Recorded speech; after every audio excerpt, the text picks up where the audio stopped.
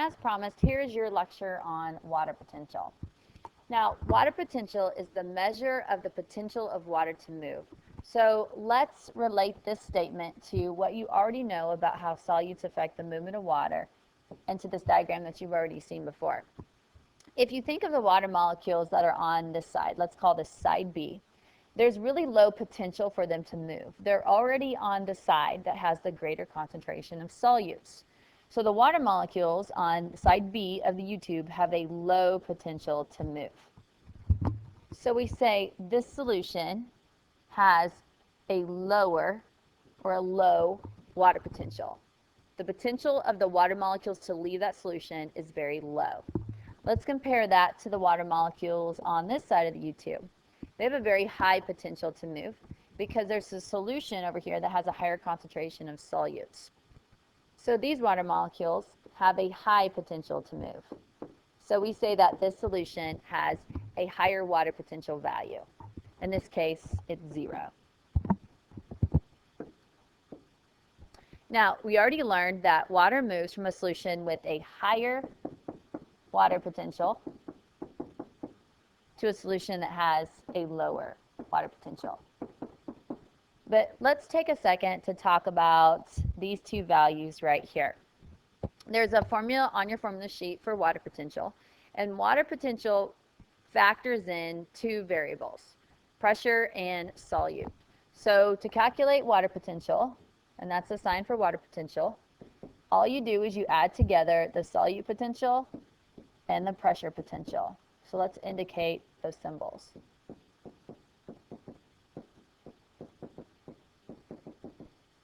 And this one's pressure potential.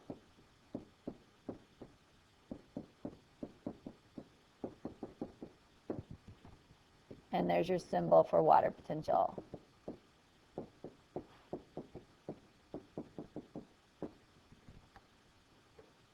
And let's relate your formula to this diagram right here. So they have a pressure potential is 0. Solute potential is a -1 in this case. So all they're doing is adding those together, and this gives us the water potential value of -1. So if you want to put a W here to represent, that's the water potential. Now I mentioned in the previous lecture that you need to have memorized that the water potential of pure water is 0.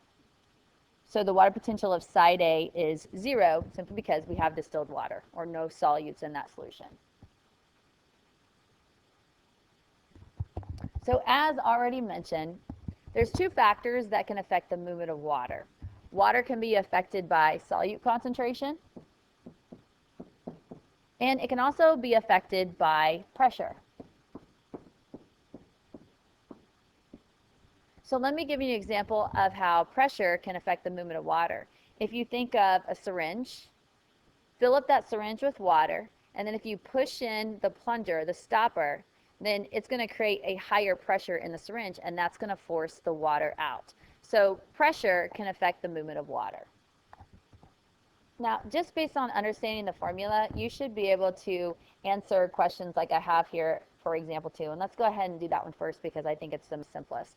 It says solve for water potential and show the direction that water flows through a plant due to the differences in water potential of the plant cells. All we have to do is add together the solute potential and the pressure potential, and that's going to give you your water potential. So when we do that, this equals -0.1. This is -0.2. And this is -0.3. And now we have to apply the rule that water moves from an area of high water potential to an area of lower water potential. So comparing our values here for water potential, -0.1 is a higher value than -0.2. So water is going to move. This is higher compared to this one. This one's lower. So water is going to move from this cell to this cell. And then if we compare the next two cells, -0.2 is a higher value compared to -0.3. So water is going to move from this cell to this cell. And you can see here that the tissue that transports water, the xylem, has a higher water potential than those three cells. So that's why water comes out of the xylem. It's because it's moving into cells that have a lower water potential. Now, before we answer example 1, let's make sure that you can manipulate equations. So let's say that they're giving you solute potential and water potential, and you need to solve for pressure potential. So the original formula, water potential equals solute potential plus pressure potential. So if you need to solve for pressure potential, you need to understand that to get rid of that, you have to subtract the solute potential. So if you move this to the other side, you're going to have water potential minus solute potential, and that's going to allow you to solve for pressure potential. So we're just manipulating equations to solve for the unknown, and hopefully you've done that before in several of your math classes. So when given pressure potential and water potential, solve for solute potential. So again, the original equation is water potential equals solute potential plus pressure potential. If you need to solve for solute potential, you have to get rid of pressure potential, and you're going to do that by subtracting pressure potential from both sides. So you'll end up with water potential minus pressure potential is going to leave you with solute potential. So let's try to solve for an unknown in example 1. It says the solute potential of a cell is negative 0.6 bars. I like to write my equation, solute potential plus pressure potential, and just put those values then underneath their symbols. So solute potential is negative 0.6 bars, water potential is negative 0.2, and you have to solve for pressure potential. So why don't you hit pause and see if you can solve and come up with the correct answer. Now, this can get tricky with these negative signs that we have. So if we need to solve for pressure potential, we have to get rid of the solute potential. And since it's being added to pressure potential, to get rid of it, we have to subtract it. So basically, we are going to take our water potential, which was negative 0.2, and we have to subtract a negative 0.6. And that's going to give us our pressure potential. If you simplify this, basically we have negative 0.2, and then a double negative makes a positive, so plus 0.6, and that's going to equal the pressure potential. In this case, it's 0.4. So that's the correct answer. Now, if you're kind of thrown off by the negatives and you're unsure if you have correctly calculated whatever it is that you need to calculate, you can always go back and plug these values back into this original equation, and you can see if it's correct. So it says that water potential is negative 0.2, and that equals solute potential, and they gave you that as negative 0.6 bars, and you just calculated pressure potential is 0.4, and now solve to see if that is accurate. Negative 0.6 plus 0.4 is going to give you negative 0.2. So this is, in fact, the correct pressure potential. On the previous page, all we have discussed so far with water potential is the equation, and that you have to add pressure potential and solute potential to give you water potential. So let's put a little W there. But now we're going to take a closer look at the concepts that are behind this formula. You need to be able to predict or tell me what's going to happen to the water potential value of a solution if we add solutes, or if we decrease the amount of solutes in that solution, or if we increase pressure, what's going to happen to water potential value, or if we decrease pressure. So first, let's take a look at what changing solutes does to the water potential of a solution. Regarding solutes, these are 3 ideas that you need to remember. If you have pure water or a solution that has no solutes in it, the water potential of that solution is going to be 0. If we add solutes to any solution, then it's going to decrease the water potential value. So let's relate that to this diagram down here. Imagine if I put distilled water in both sides of this U-tube, and again, there's a semi-permeable membrane. So imagine if there's no solutes here on side B. So let's label this side A and side B. So initially, I just have distilled water on both sides. The pressure potential for side A is 0, and we're going to talk more about pressure potential here in a second. The solute potential, because there's no solutes, is 0. And if you add those together, then the water potential of distilled water is 0. Now, let's add solutes to this side. So I had distilled water. that would have had a water potential of 0. If I put these solutes in the solution, take a look what happens to this solute value. See how it becomes negative? And as a result, water potential becomes negative as well. So that's what I mean by adding solutes to a solution decreases that water potential value. It decreases the potential for water to leave the solution. So let's just think back to what we learned about solutes and hypotonic solutions. We have side B that has solutes, and you remember that solutes suck water. So you know that water is going to have a net flow in this direction from A to B. Think of these water molecules that are on this side, side B. They have a much lower potential to move. So because the water molecules over here on side A have a higher potential to move, then they're going to move in this direction from A to B. So a tip for you is that this solute potential value is either going to be 0 if you have pure water, or it's going to be a negative number. Anytime you add solutes, then you're going to have a value here that is a negative value. Now let's talk about how changing pressure would affect water potential of a solution. Remember I indicated that the pressure potential of the solution was 0. You maybe thought, how on earth do we know that? Well, I have this rule memorized. The pressure potential of a solution that's in an open beaker or an open container is always going to be 0. So that's how I knew this was 0.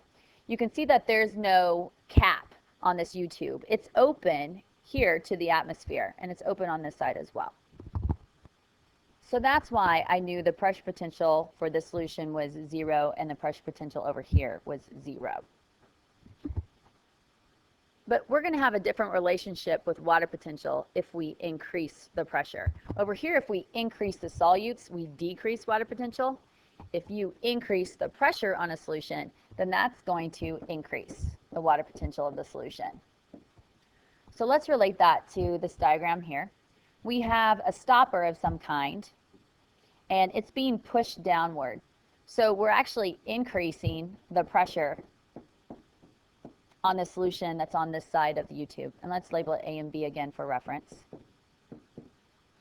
And let's take a look what's happening to this value right here. As pressure is being applied to this solution, see how this pressure potential value becomes positive. And let's look at some of the other values here. We have a negative 0.23 here. That's because there's solutes on side B. So we're going to have a negative solute potential. On this side, we have an open beaker, so pressure potential is 0. And there's no solutes on side A, so our solute potential is 0. So our water potential is 0 for side A. And if we do the math over here, it's going to be a plus 0.07. And apply the rule that water moves from an area of high water potential. So this is a higher value than 0. It's a lower value or a lower water potential on side A. So that's why water is moving in this direction. If you had first glanced at this U-tube, some of you maybe would have predicted that water is moving in this direction from side A to side B because you see the solutes on side B. That's not the case. There was enough pressure applied to this system that it overcame the water's tendency to move from A to B. Instead, water molecules are being moved from side B to side A. Now, let's take a second to summarize these relationships again. If you increase the solutes in a solution, you're going to drop the water potential of that solution. The opposite is happening with pressure. If I apply more pressure to a solution, I increase the pressure, then that's going to make your water potential go up for that solution. So this is what we call an inverse relationship, and this is a direct relationship. Inverse means as one goes up, the other one goes down. A direct relationship means as one goes up, the other one goes up as well. Let's work through a few more example problems. It says a plant cell has a solute potential of -4 bars and a pressure potential of 1 bar. What is the water potential? It doesn't get any easier than this. The water potential is -3 bars. If this cell is placed in a solution with a water potential of a -5 bar, what would happen to this cell? So let's diagram that. So we said the plant cell has a water potential of -3 bars.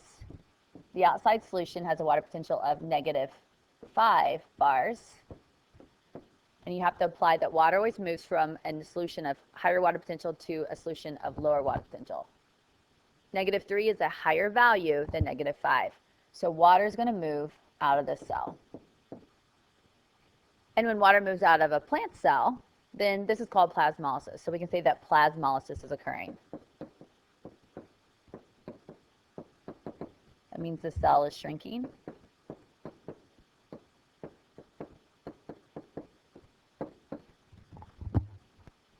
Now, you might take a second to try to answer example 4 and example 5 on your own, and then you can hit play and see if you calculated correctly. So the next problem says the solute potential of a solution in an open beaker is -4.5 bars.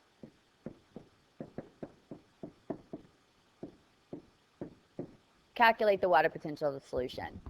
So here's a situation where you have to remember the rule that if you have an open beaker, the pressure potential of that solution is 0. So now I just need to add those two together.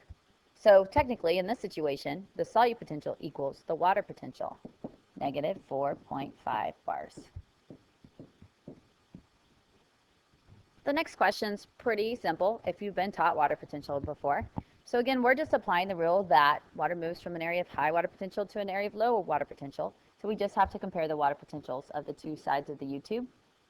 In this situation, -0.23 is a higher value than a -0.3. So high water potential, low water potential. So water is going to move in this direction. This is an example of a diagram where you maybe just looked at it and thought, hey, solutes suck. So water must be going from side A to side B. But they're changing the pressure on this side of the U-tube.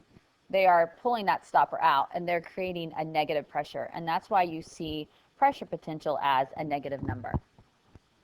And let's indicate that this arrow is the movement of water, so you don't think it's the movement of solutes. Another idea to understand about water potential is that water is always going to move between two solutions until equilibrium is reached. Now, when we're talking about cells being put in different solutions, that means that water is going to move either into the cell or out of the cell until the water potential of the cell becomes equal to the water potential of the outside solution. Let's add to the water potential of the outside solution. So let's relate that to this diagram. Here I have a cell in a solution. Now, initially, this cell contains solutes in it, and I'm going to use the same solute value just to simplify this problem. So the solute potential in this cell, because there is solutes, is going to be a -1 value in this case. Now, initially, the pressure potential of the cell, because we have a cell and it doesn't have a buildup of pressure, it's not in a solution, so there's not a lot of water inside the cell to create this turgor pressure. We're going to start off the pressure potential of the cell at 0. And if you calculate the water potential, that means the water potential of the cell is -1. We're going to place this cell in pure water, as you can see here. Now remember, the water potential of pure water is going to be 0. And again, this value comes from, it's an open beaker, so pressure potential equals 0. Solute potential is going to be 0. So water potential is going to be 0. So the water potential of pure water is 0. So what's going to happen, like we just stated right here, is water is going to move between these two solutions, the cell and the outside solution, until the water potential of the cell becomes equal to the water potential of the outside solution. Now remember that solutes do not easily cross the membrane. So when we place this cell in the beaker, since there's solutes in the cell, water is going to move into this plant cell. Solutes aren't leaving that plant cell. As water enters the cell, the pressure of that cell, or the turgor pressure,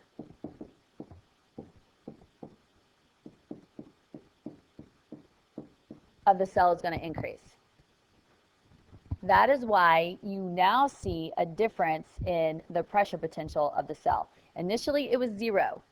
But now we have a positive pressure, and this is because water moved into the cell.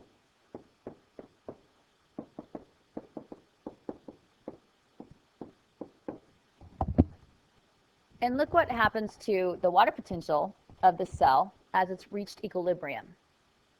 When you add up your pressure potential now and your solute potential, then you're going to have a water potential of 0. The water potential of the cell now equals the water potential of the outside solution. So what that means is if some water is moving out of the cell, some's going to move back in. The water potential of the cell is now equal to the water potential of the outside solution.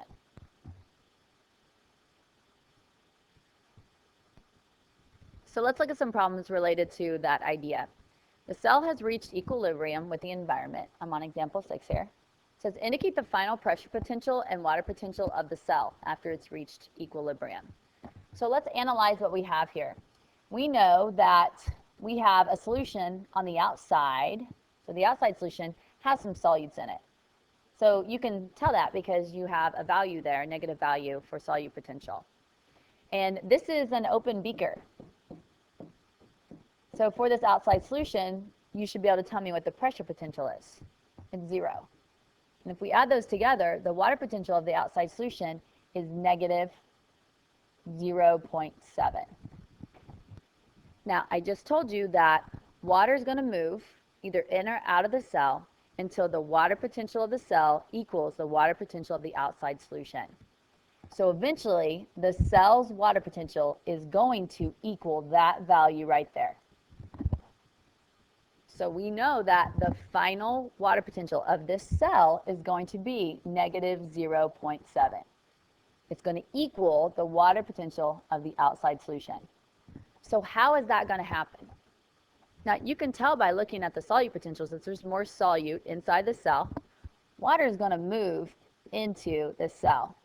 And as that happens, the pressure is going to go up in that cell.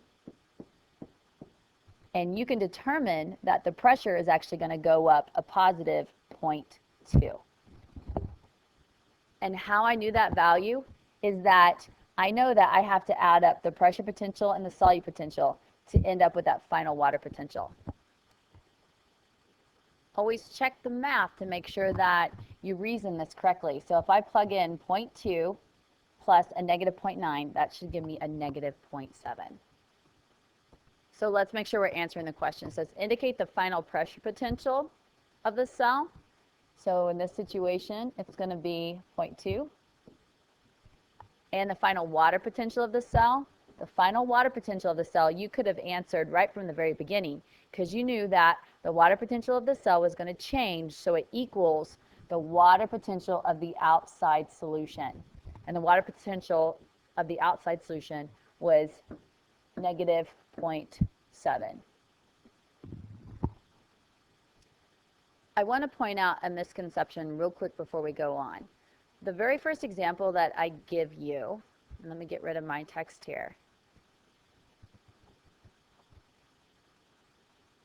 shows a solution, an outside solution that started off with a water potential of 0.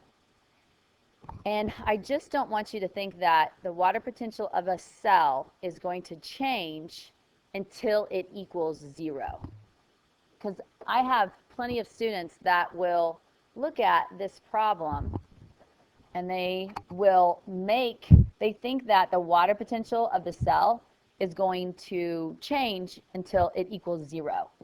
And so then they put a plus 0.9 there, and that's not what is happening.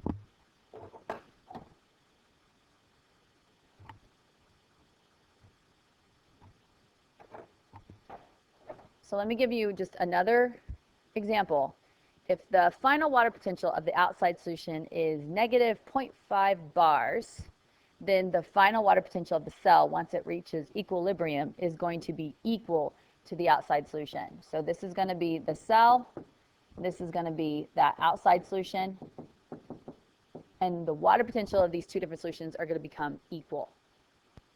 And these values become equal not because I'm changing anything about the solution on the outside, because I'm not adding solutes to it or altering the pressure. All the change happens here with the cell, and that change in pressure as water moves into that cell.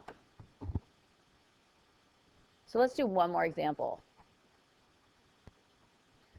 This is an example where you should probably draw out the cells in the surrounding solution. It says the plant cell has reached equilibrium with the surrounding solution.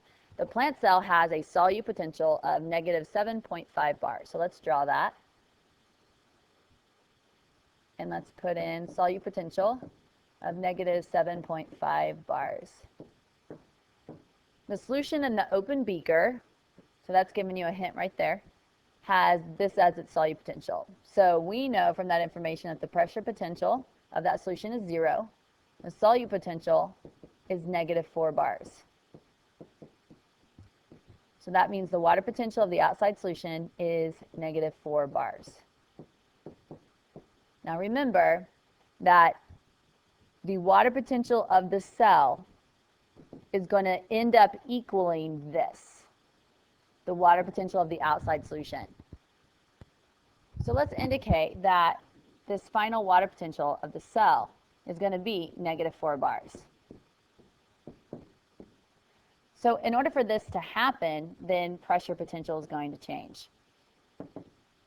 If we consider the amount of solutes inside and outside, it looks like we have more solutes on the inside of the cell.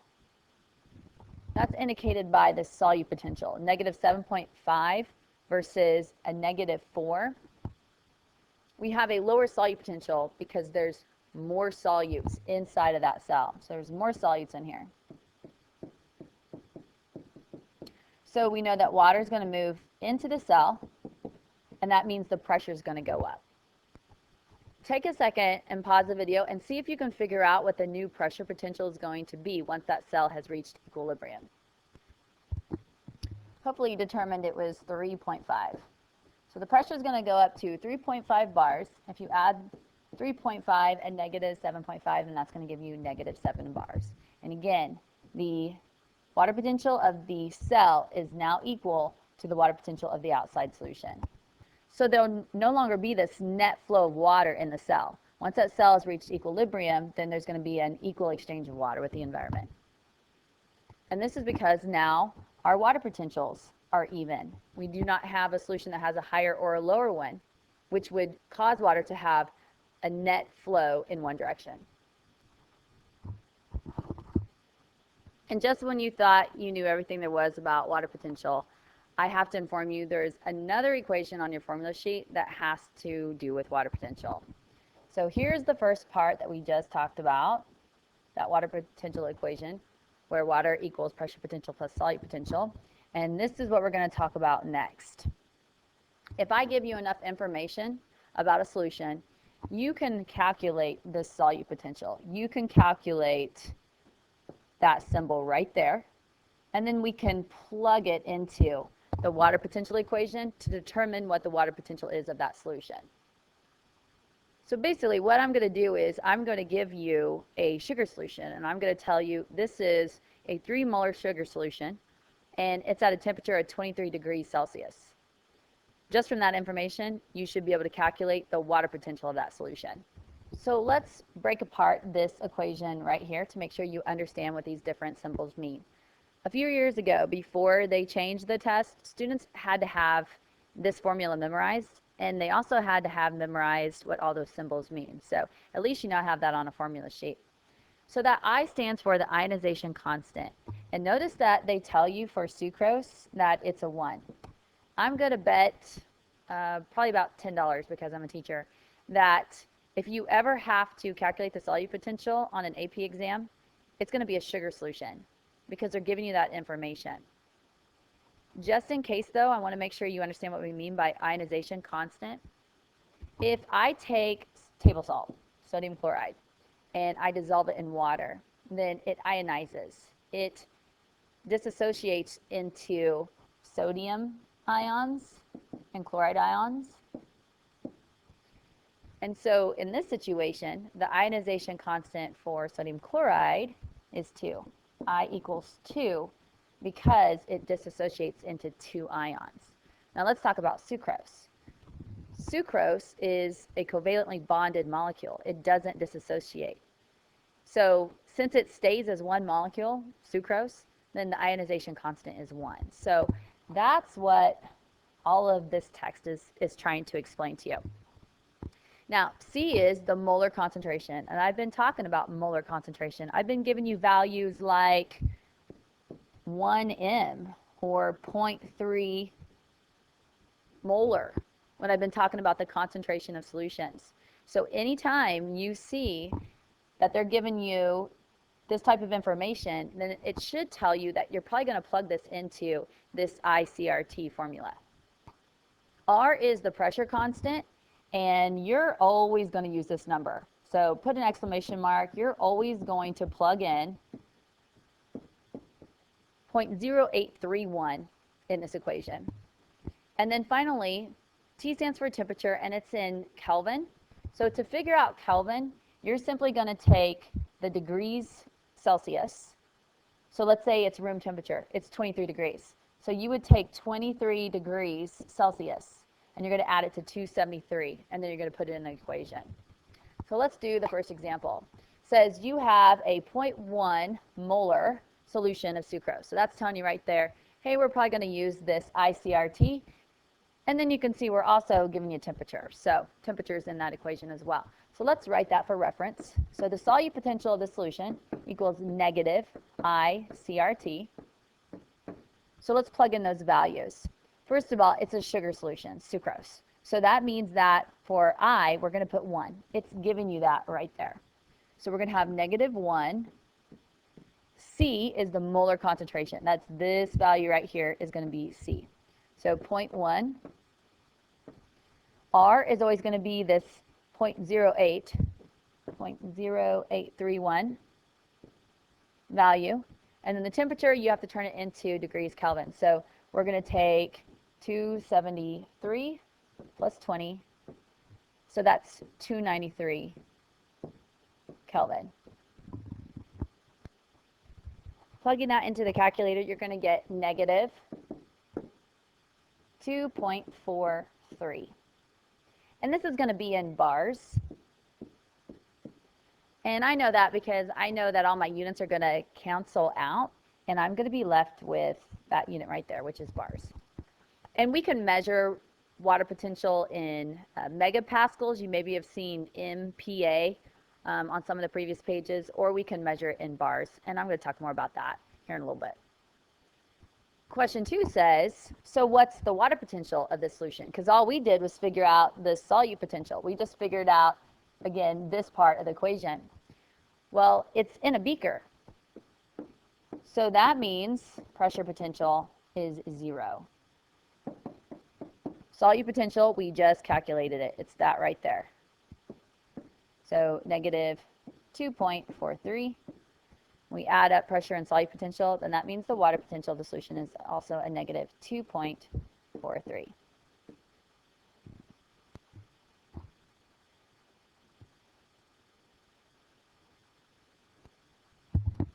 Let me put that value back up there. So we said water potential negative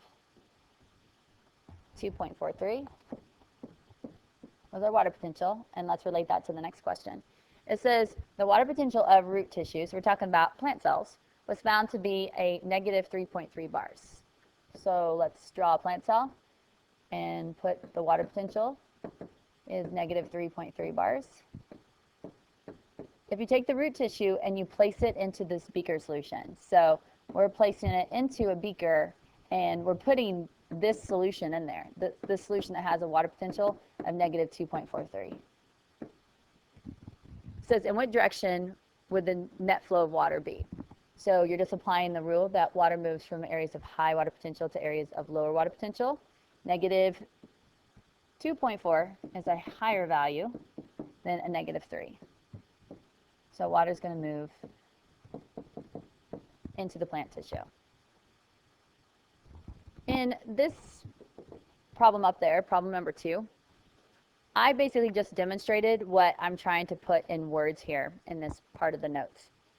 If you know the concentration of the solution, so if I tell you you're given a 3 molar sugar solution, and I tell you the temperature of that solution, so let's say I say it's at 23 degrees Celsius, then you should be able to calculate the water potential of that solution.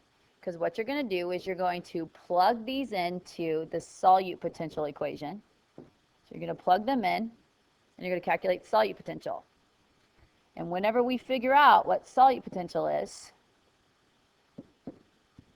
and if we have a beaker, we know that the pressure potential is 0, then basically we are calculating water potential. If water potential is 0, then doesn't this mean that water potential equals solute potential? So if you just calculate the solute potential of a solution in an open beaker, technically you're also calculating the water potential because pressure is 0. Let's relate these ideas to one more problem. It says students soak potato cores in sucrose solutions of different concentrations. That's what you've set up in class. You cut potato cores, you masked them, and then you put them in different sugar solutions. So we put them in different concentrations of solutions, and we determined that the concentration of solutes in the potatoes is 0.3 m.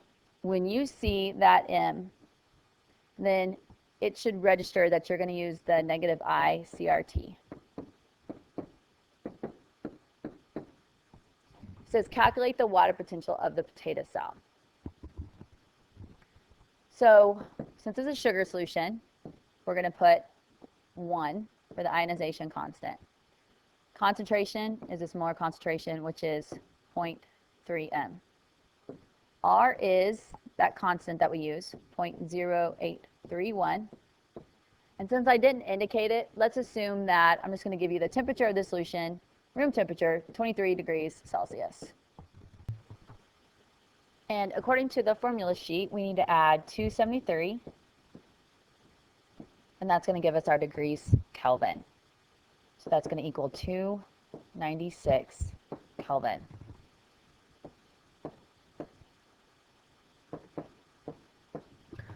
Multiplying those numbers together will give us 7.4. So our solute potential equals negative 7.4. But remember the problem says calculate the water potential of a potato cell. Now, if they don't give you an indication of pressure, then you need to assume that the initial pressure of that potato cell was 0. So remember, water potential equals pressure potential plus solute potential. So if there's no indication of pressure, assume that it's 0. So basically this means that our water potential equals our solute potential. And since our solute potential was negative 7.4, then that's our water potential as well. We're going to go through the concepts behind this potato core water potential lab so that you should be able to finish up this lab handout in class. So you have soaked your potato cores in different sugar solutions, and we have them indicated right here. And you had to take the initial mass of the potato cores. And so I have some initial masses for you here. What you'll do the next class is you're going to remass the potato cores to get you your final mass, and then you're going to calculate the percent change of mass. Do you remember how to do that? Think about it, just reason it. We've got a change, and that's going to be the top number of the original mass. So we're going to have change of the original mass. So in this situation, it was 4 grams. And the reason why I'm reasoning through this calculation with you is because you do not have this formula on your formula sheet. So you might have to reason your way through this calculation on your AP test. But remember, I said you could memorize the formula for this.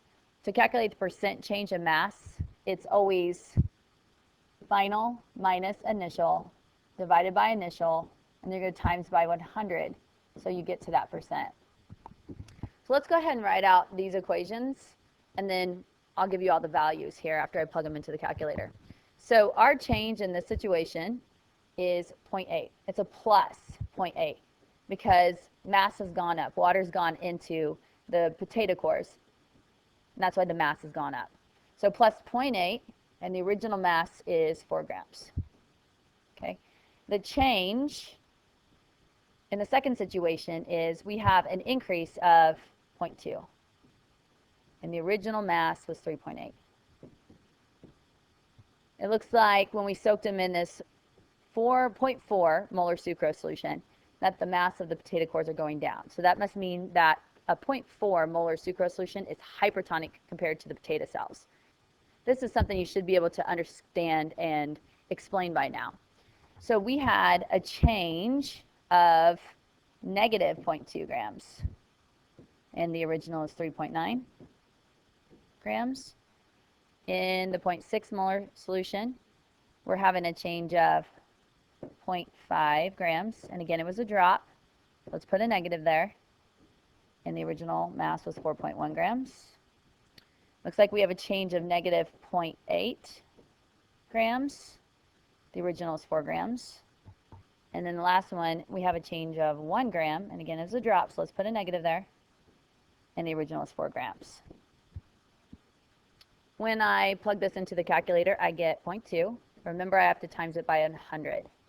So I'm getting a 20% increase, so there's a plus there, a 20% increase compared to the original mass. For the next one, I also get 0.05 times it by 100. So I'm getting a 5% change, but it's a drop, so there's a negative there. Next one is 0.12 times 100, so I have a negative 12% change. Next one gives me 0.2 times 100, so that's a 20% drop in mass. And then I have 0.25 times 100,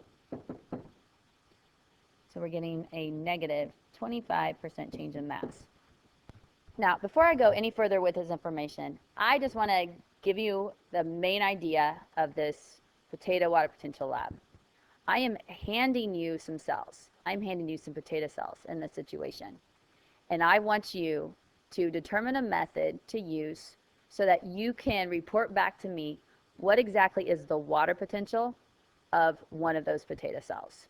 So the method to determine this is doing what we did in class. We take the mass of some potato cores before, and we're going to put them in different solutions. Now let me show you the information that our results are going to give us. We just calculated the percent change in mass for these different potato cores soaked in these different solutions. So down here, I've taken the concentration of these different solutions, and I plotted it on the x-axis, and here's my percent change in mass. Notice I have some positive numbers, so I'm starting with a 0 in the middle. I have some positive percent changes. Here I have 20, and here I have a plus 5. And then I have some negatives. As a matter of fact, I already lined them all up, so I have these data plots plotted already for you. So this was about a 20% change in mass. This one is a positive 5. Right there is a negative 5. Here's a negative 12, negative 20, and about a negative 25.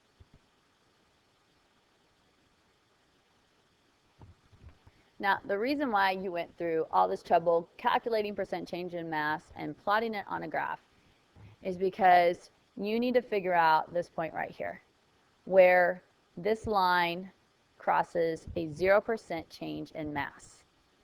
So what that means is if you take a potato cell like we have down here, and you put it in a solution that has this concentration of sugar in it. Let's call that, let's just call it 0.35 molar. So if you take this potato cell and you put it in a solution that is 0.35 molar, you're going to have a 0% change in mass. If you have a 0% change in mass, then that must mean that there's an equal amount of water moving in compared to the amount of water that's moving out. And you know this happens in solutions that are isotonic. So that must mean that the concentration of the solutes inside of the cell is 0.35 molar as well. So let's get these ideas down. Where the line crosses, that 0% change in mass is significant. If that best fit line crosses a 0% change at, in this case, it's 0.35 molar. So basically, you just determined the solute concentration of this potato cell. In this case, it's 0.35 molar. And like I indicated, a 0.35 molar sucrose solution is going to be isotonic to the potato cells. And the potato cells put in that solution are not going to gain mass or lose mass due to the movement of water. Now probably the biggest idea that you get from all this is that this number right here is C. So you just determined C, and we're going to calculate the solute potential of this potato cell.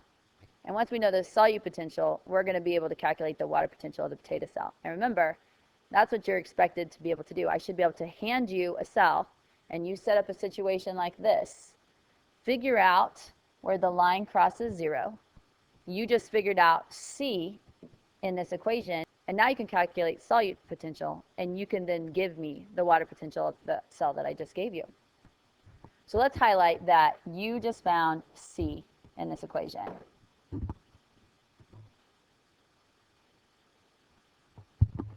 Okay, so again, C, we just found was 0.35 molar.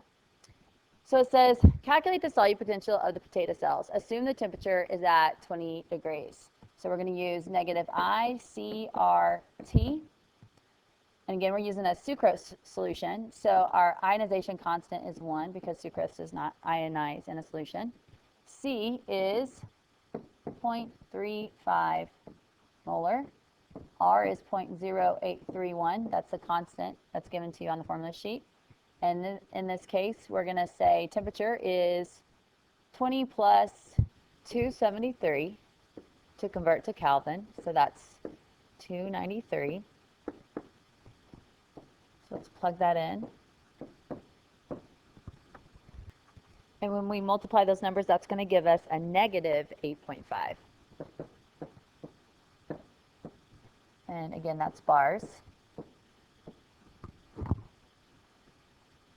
Now this ICRT, again, that's the solute potential, but they want you to calculate the water potential. Again, there's no indication of pressure potential, and they would have to give you that information. This isn't something that you would be expected to know. So again, we have a situation where we have water potential equals pressure potential plus solute potential. Assuming that pressure potential value is 0, then that simply means that our water potential is going to equal our solute potential. And in this case, our water potential equals negative 8.5 bars.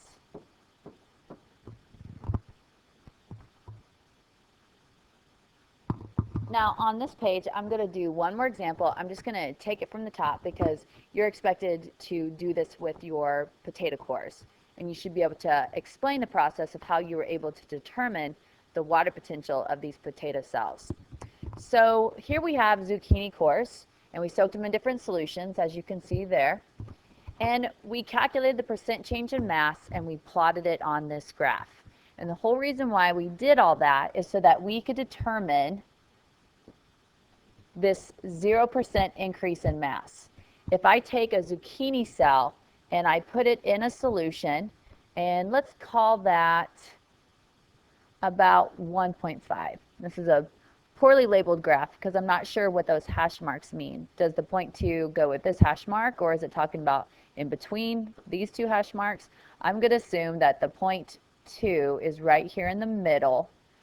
So we're having a 0% change right here, which I'm going to say is about 0.15 moles. So this means that if you take a zucchini cell and you place it in a sugar solution that is 0.15 molar, the zucchini cell is not going to have a change in mass. So you basically determined that the solute concentration for the zucchini cell is also 1.5 molar. These solutions are isotonic to one another. And if I give you the molar concentration of a solution, you should be able to calculate the solute potential with this negative ICRT equation, because 0.15 is the molar concentration of solutes in the zucchini cell. So we're going to have a negative 1 because we're dealing with sucrose and it does not ionize in water. Our molar concentration is 0.15. R is 0.0831 if I'm remembering correctly. And then temperature, and let me give you a temperature here. Let's say it's 20 degrees Celsius. So you have to remember to add 273 to get to Kelvin. So 293 Kelvin.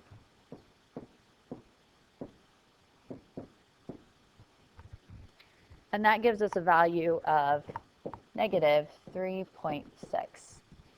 And again, there's no indication of pressure, so just assume that the water potential equals the solute potential because pressure is 0.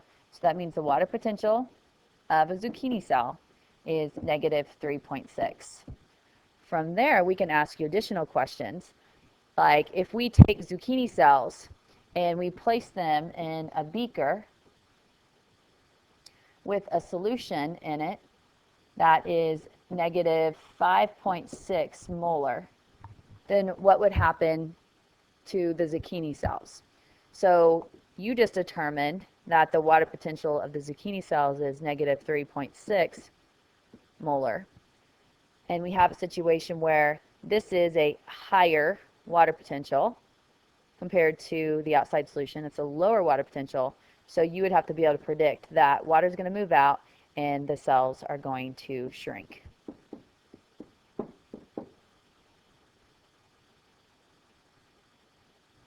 So another skill that you should be able to do is you should be able to convert from one unit to the next, as long as they give you the conversion.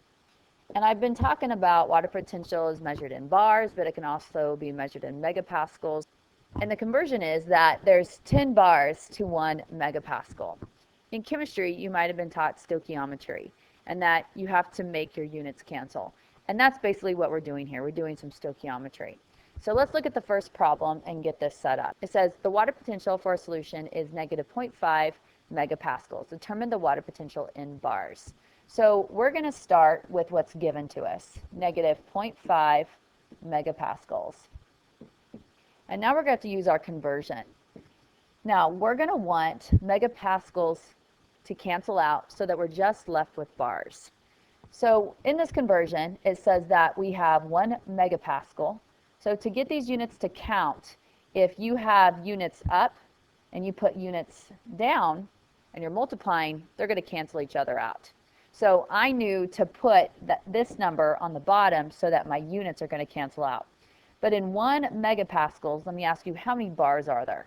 Well, that's what this conversion is telling you right here, is there's 10 bars. And now all you have to do is solve. Negative 0.5 times 10 is just going to give you a negative 5.